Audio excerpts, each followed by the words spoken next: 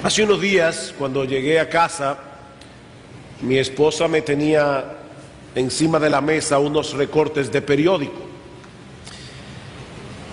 Unos recortes que revelan claramente cuál es el espíritu que reina en esta época del año en que el mundo supuestamente, ¿verdad?, está celebrando el nacimiento de Cristo. En uno de los recortes aparecía una copa de champaña con un anuncio que decía: esta es la verdadera esencia de la Navidad. No sé cómo interpretarlo. Esta es la verdadera esencia de la Navidad. El otro era todavía más explícito. Anunciaba con bombos y platillos que había llegado el mes de bebiembre. Deduzcan ustedes. Obviamente los que diseñaron esas campañas publicitarias no estaban tratando de dorar la píldora con un mensaje de paz y recogimiento espiritual, sino que estaban mostrando lo que realmente significa para muchos la fiesta de Navidad. De hecho, recientemente, no sé cuántos de ustedes vieron en los diarios que ya en los primeros días de diciembre varias personas habían muerto de intoxicación alcohólica, comenzando el mes de diciembre.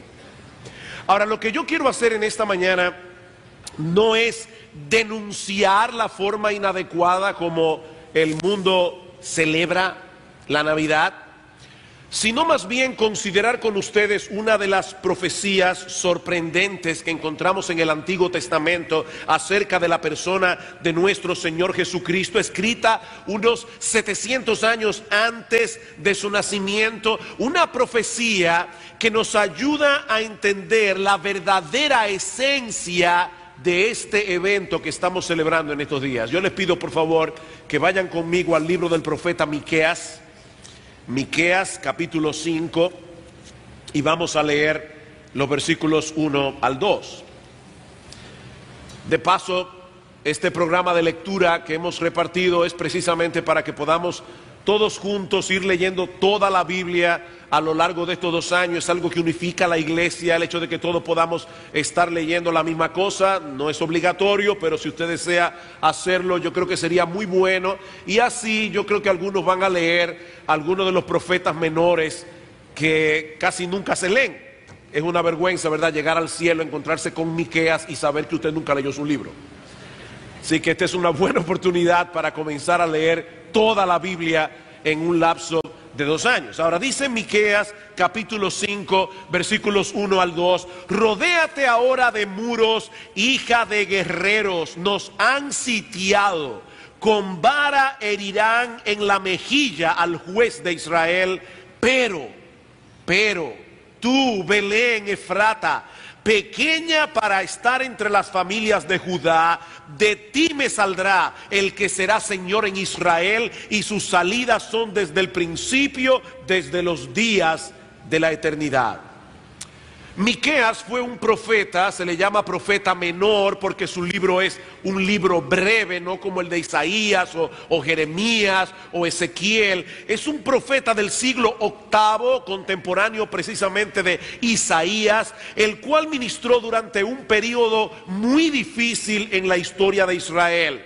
Por un lado, la nación estaba sufriendo de una profunda descomposición moral y espiritual. Por el otro lado, ellos tenían la amenaza de la gran nación de aquellos días, la nación de Asiria en el norte de Israel, que en un futuro no lejano castigaría a los judíos con una derrota humillante. Así que había problemas dentro, había problemas fuera, una profunda corrupción interna, una amenaza militar inminente. Pero hermanos, es en ese contexto tan desolador que el profeta anuncia la llegada del Mesías, el Cristo. La palabra Mesías en hebreo significa ungido, es la misma palabra Cristo en griego. La llegada de ese gobernador, de ese Señor, de ese Rey de reyes y Señor de señores, enviado por Dios mismo para la salvación de su pueblo. Y lo primero que Miqueas nos revela en esta profecía es el lugar en el que habría de nacer el Mesías. Versículo 2. Pero tú, Belén Efrata, pequeña para estar entre las familias de Judá, de ti me saldrá el que será Señor en Israel. Seguramente ustedes recuerdan que alrededor del nacimiento de Cristo unos magos llegaron a Jerusalén preguntando dónde estaba el rey de los judíos que había nacido. Y Herodes, que era un hombre sumamente suspicaz, y yo diría, ¿cómo se dice cuando una persona tiene un síndrome de persecución? Paranoico. Herodes mandó a matar a su propio hijo cuando pensó que podía quitarle el reino. Imagínense ustedes cuando este hombre escucha a estos dignatarios orientales preguntando, y no eran 3 reyes magos, como dice la tradición, ni se llamaban Melchor, Gaspar y Baltasar. Era una comisión de altos dignatarios persas probablemente, que llegan preguntando ¿dónde está el rey de los judíos que ha nacido? Herodes inmediatamente mandó a llamar a los estudiosos de las escrituras en el pueblo de Israel, les hizo la misma pregunta y ellos respondieron de inmediato: en Belén de Judea, porque así está escrito por el profeta. Mis hermanos, entre los judíos no había ninguna duda de que el Mesías nacería en Belén, porque Dios lo había anunciado 700 años antes de su nacimiento. Ahora, lo que ellos sí perdieron de vista fue el por qué Dios eligió un poblado como Belén para que el Mesías naciera allí. ¿Por qué Belén? ¿Por qué una aldea tan pequeña que de hecho en ocasiones fue pasada por alto cuando se censó los poblados de Judá? Eso es lo que dice Miqueas. Dice pequeña para estar entre las familias de Judá. Mi familia nació en Belén, mis abuelos paternos, excepto mi abuelo materno que nació en una ciudad llamada Bet-Yala, cerca de Belén. Eran poblados tan pequeños, mi abuelo era un fumador empedernido. Eran poblados tan pequeños que decían que si usted encendía un cigarrillo en Belén y salía caminando hacia Bet-Yala, llegaba fumándoselo todavía. Eran poblados pequeñitos. Todavía en el día de hoy, creo que Bet-Yala no tiene más de 11,000 habitantes. Cristo pudo haber nacido en Roma, la capital del imperio. Por lo menos pudo haber nacido en la ciudad de Jerusalén, la ciudad más importante de Israel. Pero Dios escogió una pequeña e insignificante aldea, y dentro de esa aldea un establo para la encarnación de su Hijo, nuestro Señor Jesucristo. Y la pregunta es, ¿por qué? ¿Por qué Jesús tuvo que nacer en un lugar como Belén? Bueno, probablemente por 2 razones. La primera es que Dios siempre suele hacer las cosas de tal manera que su gloria sea exaltada y la soberbia del hombre humillada. Dios siempre suele hacer las cosas de tal manera que solo su gloria sea exaltada y la soberbia del hombre humillada. Si Belén hubiera sido una ciudad imponente, famosa por sus edificaciones o por su poderío militar, económico, algunos pensarían que fue precisamente por causa de esos logros humanos que Dios la escogió. Pero no, mis hermanos, Dios hace las cosas como las hace para que no pongamos nuestros ojos en la supuesta grandeza del hombre, sino más bien en la grandeza de su bondad, en la grandeza de su misericordia, al derramar su favor sobre personas que no lo merecen, personas que son indignas. Esa es la enseñanza de Pablo en 1 Corintios 1:26, un pasaje que estudiamos hace unos domingos atrás en la serie que estamos dando regularmente en 1 Corintios. Los creyentes en la iglesia en Corinto estaban divididos entre sí, alineándose en torno a personalidades humanas. Yo soy de Pablo, yo soy de Apolos, yo soy de Cefas. Y Pablo tuvo que escribirle: mirad, hermanos, vuestra vocación, que no sois muchos sabios según la carne, ni muchos poderosos, ni muchos nobles, sino que lo necio del mundo escogió Dios para avergonzar a los sabios. Y lo débil del mundo escogió Dios para avergonzar a lo fuerte. Y lo vil del mundo y lo menospreciado escogió Dios. Y lo que no es, para deshacer lo que es. ¿Saben para qué? Para que nadie se jacte en su presencia, dice Pablo. En otras palabras, Dios busca la manera de desinflar el orgullo humano. ¿Saben por qué? Porque ese es el gran problema humano. Dios se encarga de desinflar el orgullo humano porque ese es el gran problema humano. La Biblia nos enseña que Dios nos creó para su gloria y para que nosotros nos gozáramos en Dios por siempre. Pero lamentablemente el hombre no permaneció en su condición original. El hombre se rebeló contra su creador. Su rebeldía trajo consigo un sinnúmero de consecuencias terribles para la raza humana. El hombre se convirtió en un enemigo de Dios y en un peligro de sus semejantes. En estos días, cuando pasó la tragedia en Newtown, uno de nuestros periódicos tenía un editorial titulado "La sociedad está enferma". Y yo puedo entender el sentimiento del editorialista. Estaba preguntándose qué es lo que está pasando. Bueno, déjenme proponerles que yo creo que el problema no está en la sociedad. Esa palabra suena demasiado abstracta. No es la sociedad la que está enferma, es el hombre el que está enfermo. Es el hombre que está enfermo. No podemos encontrar ninguna solución a este problema que está viviendo nuestra sociedad, donde ya nadie puede salir a la calle tranquilo si no ponemos el dedo en la llaga, y la llaga es el pecado del hombre. El hombre pecó contra Dios, se rebeló contra Dios, se volvió un ser egoísta, orgulloso, en un ser peligroso para el hombre mismo. Pero ese no es el fin de la historia. Nosotros sabemos que desde el mismo momento en que el pecado entró en el mundo, Dios reveló un plan de salvación con el propósito de revertir los efectos que el pecado había producido en la creación y en el hombre. Y de esa manera hacer una demostración de su gloria mucho más extraordinaria que la que su creación original hubiese podido transmitir. Queridos amigos, amados hermanos, fue para eso que el Hijo de Dios se hizo hombre hace 2000 años atrás. Para restaurar al hombre dañado y convertirlo en el adorador que siempre debió haber sido. Pero para eso el hombre tenía que ser humillado. El hombre tiene que recordar que no es Dios. Solo Dios es Dios. El hombre no es Dios. Y Cristo se introdujo de tal manera en el escenario de la historia en la primera Navidad, para que solo el Dios de gloria recibiera toda la gloria. No había nada extraordinario en la aldea de Belén. No había nada extraordinario en el establo donde María dio a luz.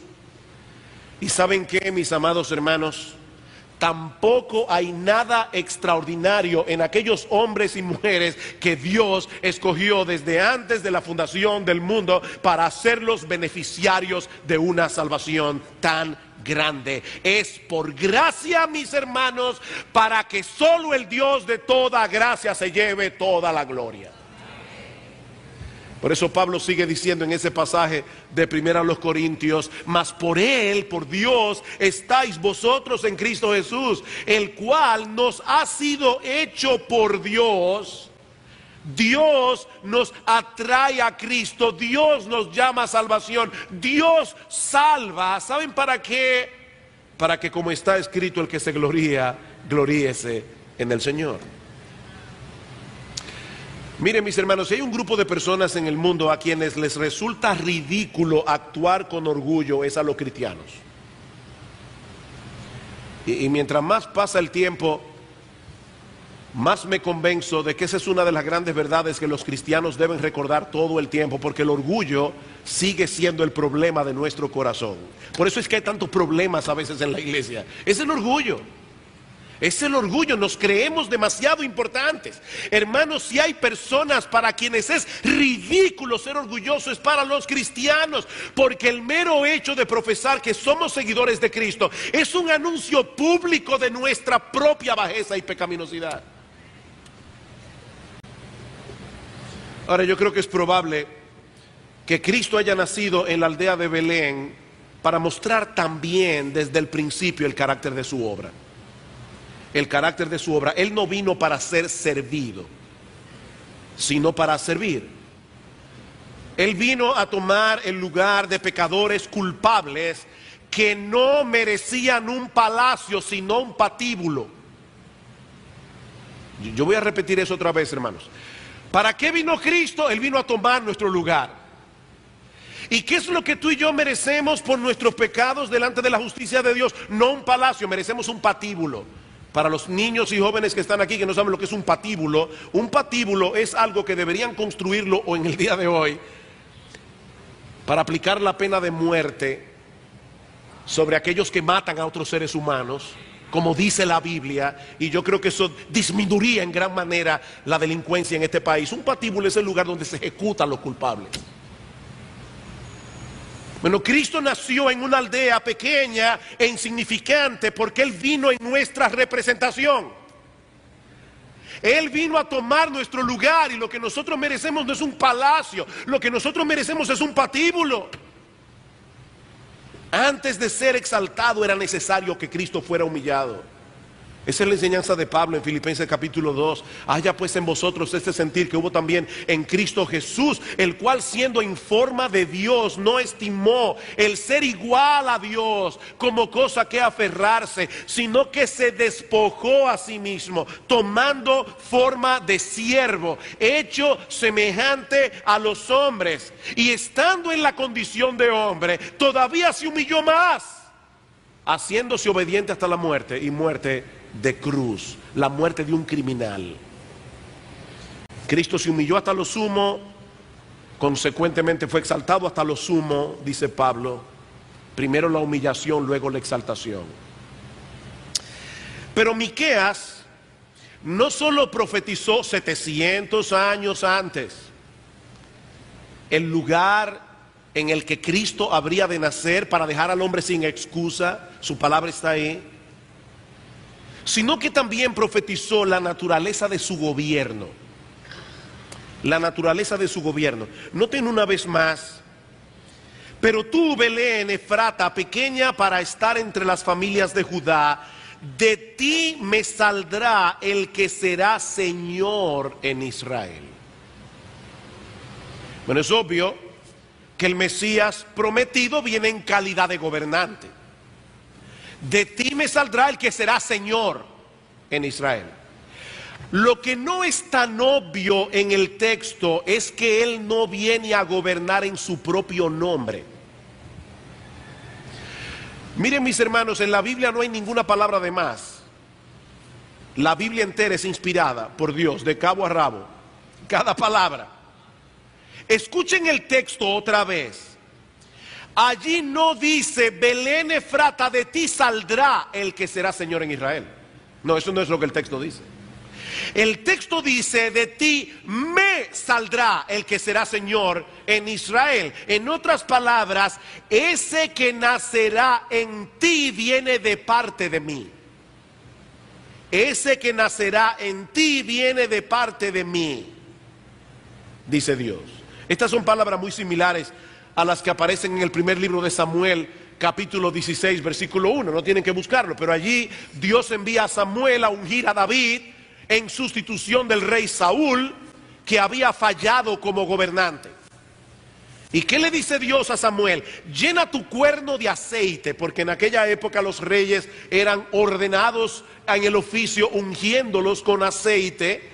Dice: llena tu cuerno de aceite y ven que te enviaré a Isaí, el padre de David, a Isaí de Belén, porque de sus hijos me he provisto rey. De sus hijos me he provisto rey. Saúl fracasó como gobernante, como fracasaron muchos de los reyes de Israel. En vez de gobernar al pueblo en conformidad con la ley de Dios, ellos trataron de establecer más bien su propia voluntad. Pero lo que está diciendo Miqueas en el capítulo 5 versículo 2 es que este Mesías vendría al mundo a gobernar de parte de Dios, a establecer la voluntad de Dios, el gobierno de Dios en el mundo. En otras palabras, este Mesías habría de someterse él mismo a la voluntad de su Padre, y él llevaría a sus seguidores a hacer exactamente lo mismo. Y eso nos dice algo acerca de la naturaleza del gobierno que Cristo vino a implantar en el mundo. Esto es algo que Cristo repetía una y otra vez. En Juan capítulo 4 versículo 34 dice el Señor a sus discípulos: mi comida es que haga la voluntad del que me envió. Esa es mi comida, ese es mi alimento, que yo haga lo que Dios quiere. En Juan capítulo 5 versículo 30, porque no busco mi voluntad, sino la voluntad del que me envió, la del Padre. Y en Juan 7:16, mi doctrina no es mía, sino de aquel que me envió. Eso fue lo que los judíos perdieron de vista cuando Cristo vino al mundo hace 2000 años atrás. ¿Qué estaban esperando ellos? Un guerrero victorioso, poderoso, que derrotara a todos los enemigos de Israel y que implantara en la tierra de Palestina un reino universal. Y óigame, algún día Cristo volverá, implantará su reino eterno en el mundo, pero esa no era la misión de su primera venida. Esa no era la misión de su primera venida. Cristo vino más bien a hacer posible que hombres y mujeres rebeldes contra Dios se arrepintieran de su rebeldía y se sometieran voluntariamente al gobierno de Dios. Eso fue lo que Cristo vino a hacer. Ese es el tipo de reino que Él vino a implantar. ¿Recuerdan ustedes cuando Pilato estaba interrogando al Señor? Y Cristo le dijo: Pilato, mi reino no es de este mundo. Mi reino no es de este mundo. Pilato, mi reino no es como el que tú tienes en mente. Si mi reino fuera de este mundo, dice Cristo, mis servidores pelearían para que yo no fuera entregado a los judíos, pero mi reino no es de aquí. Y Pilato estaba tan confundido que le pregunta al Señor: pero entonces, ¿eres tú rey? ¿Eres tú rey? Puede ser una pregunta complicada, porque si Jesús decía simplemente sí, podía dar lugar a malas interpretaciones, porque Él no era el tipo de rey que Pilato tenía en mente. Pero tampoco podía negar que Él era rey, en el más alto sentido del término. ¿Cuál fue la respuesta de Jesús? Respondió Jesús: tú dices que yo soy rey, yo para esto he nacido y para esto he venido al mundo. Escuchen esto: para dar testimonio a la verdad. Todo aquel que es de la verdad oye mi voz. ¿Ven cómo Cristo conecta aquí su reinado con la verdad? Si Jesús hubiera venido a implantar un reino terrenal como los reinos que nosotros conocemos, ¿saben qué hubiera sido lo primero que Él hubiera hecho? Reclutar soldados. Eso no es lo primero que hace un individuo cuando va a dar un golpe de estado y va a conquistar una nación. Reclutar soldados. Pero ¿qué hizo Cristo? Predicar la verdad, enseñar la verdad, proclamar la verdad. ¿Saben por qué? Porque la victoria de Cristo como rey no se obtiene forzando a sus enemigos desde fuera, sino dándoles convicciones desde dentro. Y su arma de guerra es la verdad. El hombre está lleno de mentiras.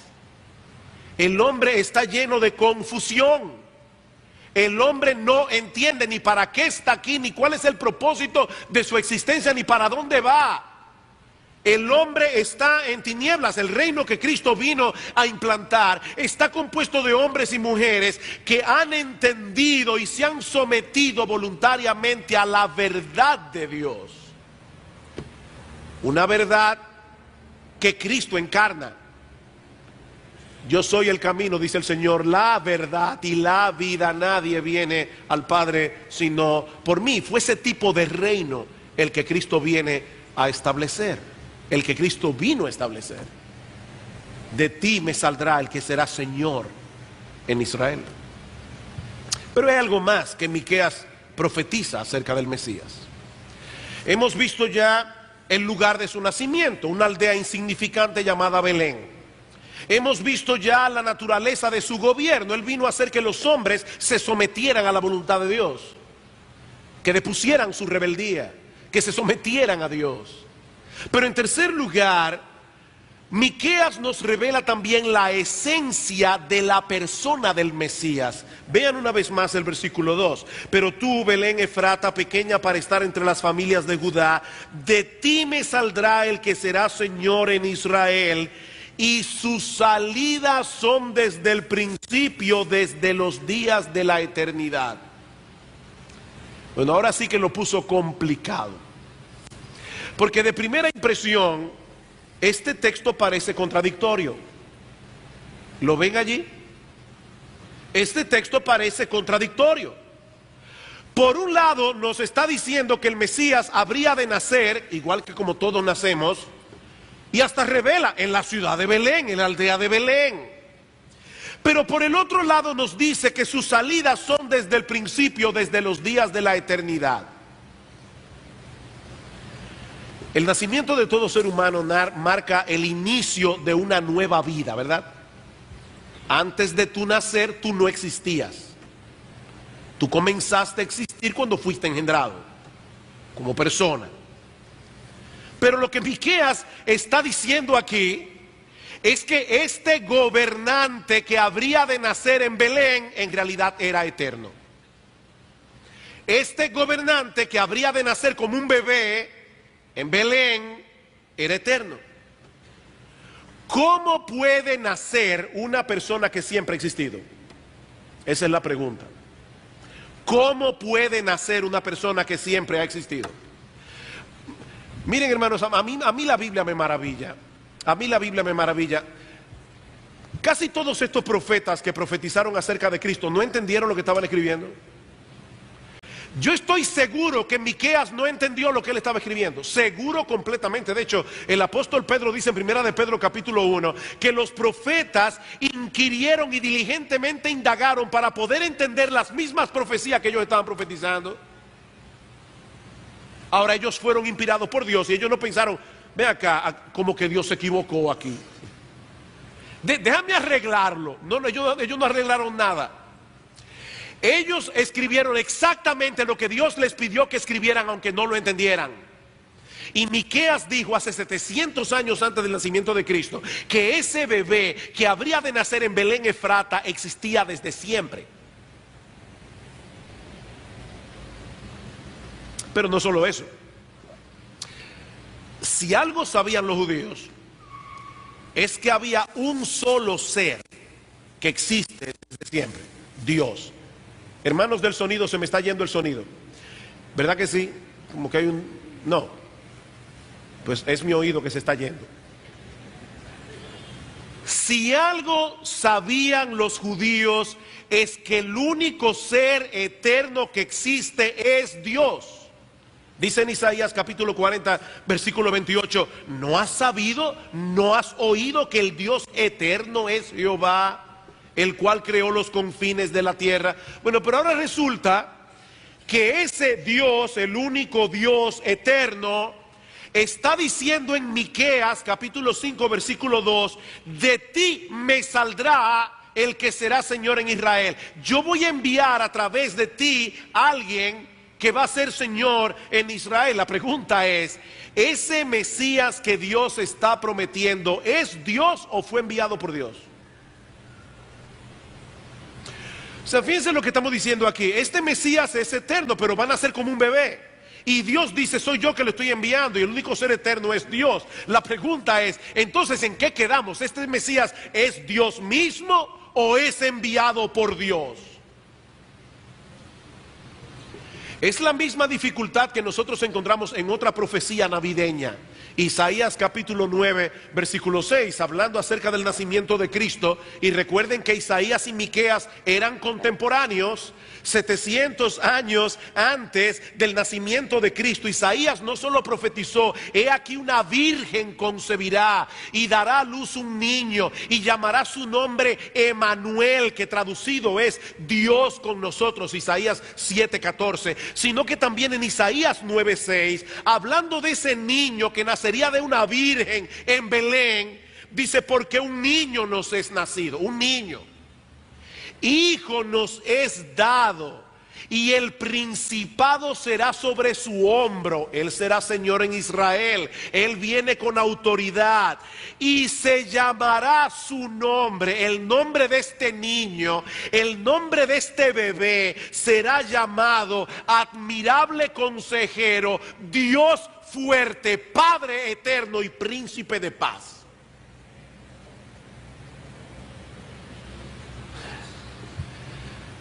No hay que ser un genio de la exégesis para ver el problema, ¿verdad?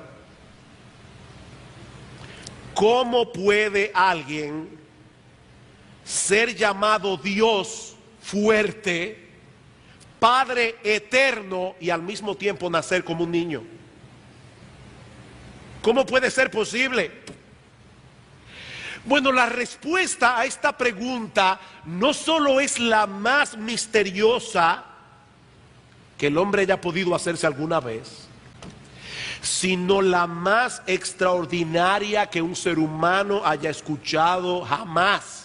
Lo que ocurrió hace cerca de 2000 años en una aldea insignificante de Palestina llamada Belén no fue el nacimiento de un niño común y corriente, sino el acto de amor más extravagante que alguna vez haya ocurrido en la historia. La segunda persona de la Trinidad, Dios el Hijo, se hizo hombre voluntariamente y fue enviado por Dios el Padre a rescatar pecadores como tú y como yo, muriendo en nuestro lugar en la cruz del Calvario. Es por esto que este niño puede ser llamado con toda propiedad Dios fuerte y Padre eterno. El mismo Cristo le dijo en una ocasión a los judíos, Juan capítulo 10, versículo 30, yo y el Padre somos uno. Y a Felipe le dice en Juan capítulo 14, versículo 9, Felipe, el que me ha visto a mí, ha visto al Padre. El que me ha visto a mí, ha visto al Padre. He ahí la solución del dilema. Jesús nació como un niño en la aldea de Belén, pero no era otro que el Hijo de Dios, la segunda persona de la Trinidad, asumiendo en el tiempo una naturaleza humana, semejante en todo a la nuestra, pero sin pecado. Y estando en esa condición de hombre, decidió pagar en una cruz la deuda que todos tenemos con la justicia divina, muriendo la muerte que todos merecíamos. Así que es Dios el que envía a Dios. Es Dios el que envía a Dios.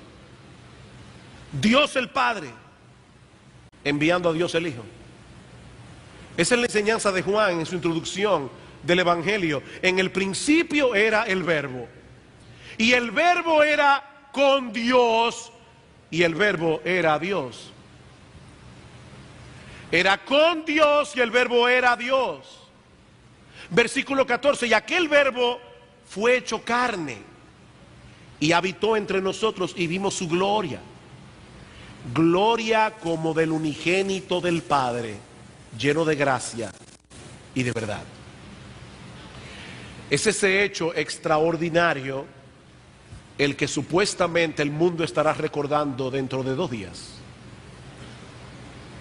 El nacimiento de aquel que vino a redimirnos del pecado para que nosotros pudiésemos cumplir el propósito de nuestra existencia: glorificar a Dios y gozar de Él por siempre.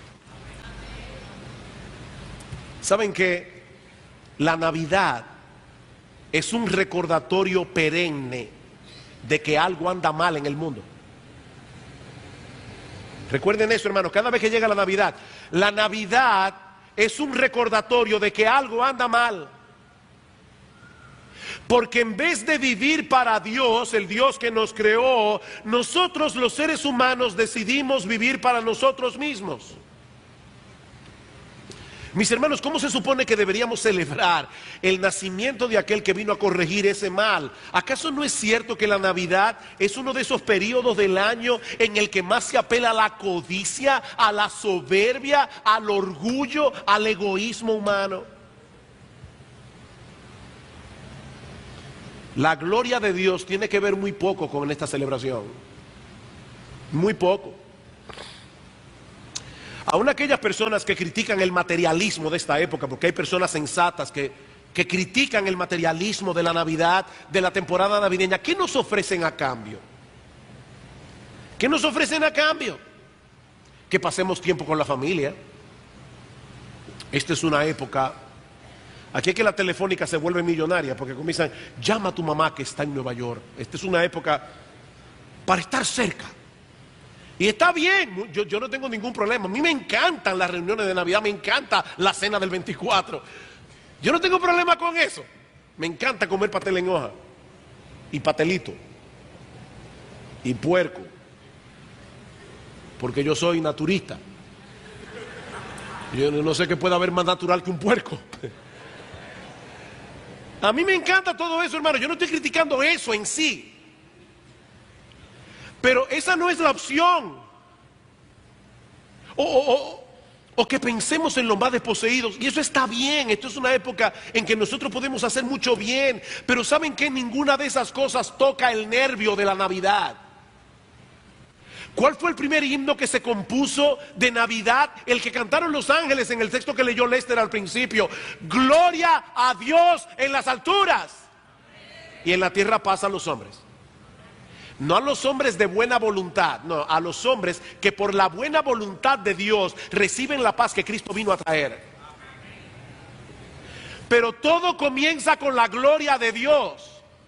El foco de la Navidad es la gloria de Dios. Cristo nació para la gloria de Dios. Gloria a Dios en las alturas.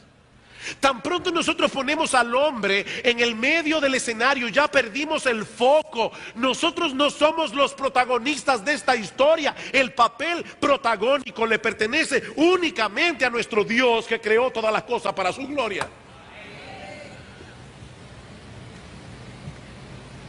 ¿Recuerdan aquella ilustración de Francis Chan que yo di una vez hace meses atrás? El individuo que lo contratan como extra en una película. Y él renta el cine, invita a todos sus familiares y sus amigos para que vean la película en la que él actúa. Y resulta que en la película él sale en una escena un microsegundo y de espalda solamente se le ve la coronilla de la cabeza. Tal vez la mamá lo identifica. Y cuando termina la película, sus amigos le dicen, pero qué estúpido eres. ¿Y quién te dijo a ti que esa película es sobre ti? Bueno, hermanos, esta película no es sobre nosotros. El actor principal, el protagonista de este drama es Dios y su gloria. Pablo dice en Romanos capítulo 3 versículo 23, todos pecamos y nos quedamos cortos de alcanzar el propósito para el cual fuimos creados, la gloria de Dios. El hombre ha decidido vivir para su propia gloria, haciendo su propia voluntad, siguiendo sus propios deseos, completamente al margen de la opinión de Dios. Hace unos años leí una ilustración que puede ayudarnos a entender la magnitud de este problema. El gobierno de los Estados Unidos de Norteamérica invierte mucho tiempo, dinero y esfuerzo para entrenar y equipar sus fuerzas militares. ¿Para qué? Para que protejan a los Estados Unidos de Norteamérica, ¿no es así? Bueno, imagínense que de repente se descubre que un batallón del ejército norteamericano ha estado usando todos los recursos que el gobierno le provee para proveerle armas a una célula de Al Qaeda y están planificando con ellos un ataque letal a los Estados Unidos de Norteamérica. Pregunta, ¿qué sucedería con los miembros de ese batallón? Bueno, seguramente todos los implicados serían juzgados por alta traición y serían castigados con la pena máxima. Pues ¿saben qué, mis amados hermanos y amigos que están aquí en esta mañana? Eso es exactamente lo que ha hecho el hombre con su hacedor. Dios nos creó y nos equipó para que nosotros pudiésemos vivir para su gloria. Dios nos dio una mente para pensar, Dios nos dio un corazón para sentir, Dios nos dio una voluntad para decidir, Dios nos dio un cuerpo para servirle y una boca para alabarle. Pero el hombre ha corrompido todos esos dones y capacidades, usándolos para su propia gloria y para llevar su propia agenda. ¿Saben lo que es eso, mis amados hermanos? Alta traición y de la peor clase. Alta traición. Fue precisamente por eso que Cristo vino al mundo. Él vino a buscar y a salvar lo que se había perdido. Él vino a reconciliar al hombre con Dios. Él vino a restaurar nuestras personalidades dañadas por el pecado para que pudiésemos cumplir, aunque todavía imperfectamente, el propósito para el cual fuimos creados. Cristo se dio a sí mismo, dice Pablo en Tito 2:14. Se dio a sí mismo por nosotros para redimirnos, para comprarnos, para librarnos de toda iniquidad y purificar para sí un pueblo propio celoso de buenas obras. Esa es la buena noticia que los ángeles proclamaron esa noche. En el texto que Lester leyó, os ha nacido hoy en la ciudad de David un Salvador, que es Cristo el Señor. Es por eso que al pensar en la Navidad, nuestro foco de atención no debe ser el pesebre en la aldea de Belén. No, nuestro foco de atención debe ser el Gólgota en las afueras de Jerusalén. No debe ser el pesebre, es el Gólgota donde Cristo fue crucificado. El pesebre no es un fin en sí mismo. Cristo se hizo hombre para morir. Cristo se hizo hombre para morir. Era la única manera en que Él podía pagar nuestra deuda con la justicia de Dios. La paga del pecado es muerte. Alguien tenía que morir en nuestro lugar. Y Dios el Hijo decidió hacerlo Él.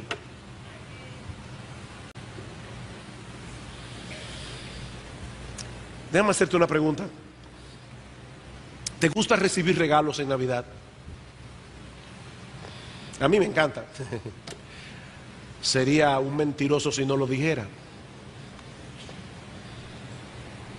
¿Tú quieres recibir el mayor regalo de Navidad que alguna vez te hayan ofrecido?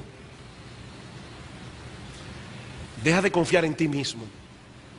Reconoce tu pecado. Reconoce tu rebeldía. Ríndete a Dios, confiando únicamente en Cristo y en la obra de salvación que Él llevó a cabo en la cruz del Calvario, al que no conoció pecado, por nosotros, por causa nuestra, por nuestro favor, Dios a Él lo hizo pecado, para que nosotros en cambio fuésemos hechos justicia de Dios en Él, dice Pablo. Esa es la esencia del mensaje del Evangelio. Que la salvación es gratis, gratuita por medio de la fe, no porque sea barata, sino porque alguien ya pagó el precio. Es gratis por medio de la fe. Mi amigo, no desprecies ese regalo. No desprecies ese regalo, porque no hay posibilidad de salvación fuera de Cristo. Es por eso que Dios anunció con tantos siglos de antelación todo lo concerniente a su nacimiento, todo lo concerniente a su ministerio, todo lo concerniente a su obra de redención. ¿Saben para qué? Para que nadie se equivocara y nadie tuviera excusas. Aquí está la Biblia.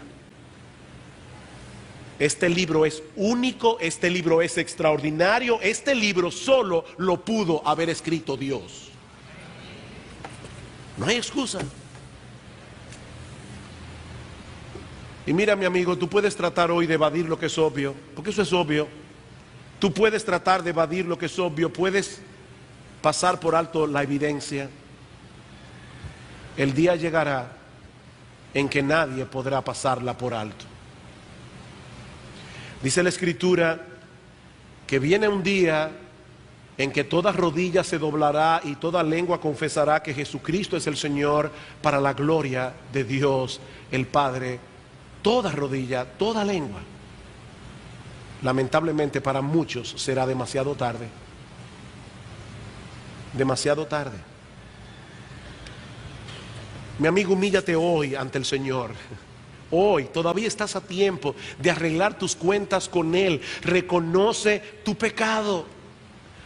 Reconoce que no hay nada bueno en ti que pueda hacerte ganar méritos en su presencia. Ven clamando por misericordia. Ven confiando únicamente en Cristo, arrepentido de tus pecados. Yo te aseguro, por la autoridad que me confiere la palabra de Dios, que hoy serás perdonado de todos tus pecados. Hoy, ahora mismo. Pide misericordia y misericordia te será otorgada. Mira, mi amigo, si tienes alguna duda, habla con algunos de nosotros. Habla con cualquiera de los hermanos que te van a esperar aquí en el lobby de la iglesia. Pero no abandones este lugar sin haber resuelto primero el más grande de tus problemas. No abandones este lugar. Yo te suplico, yo te ruego, no abandones este lugar sin haber resuelto el más grande de tus problemas. Oh, que el Señor bendiga hoy su palabra, produciendo frutos abundantes de salvación en medio nuestro.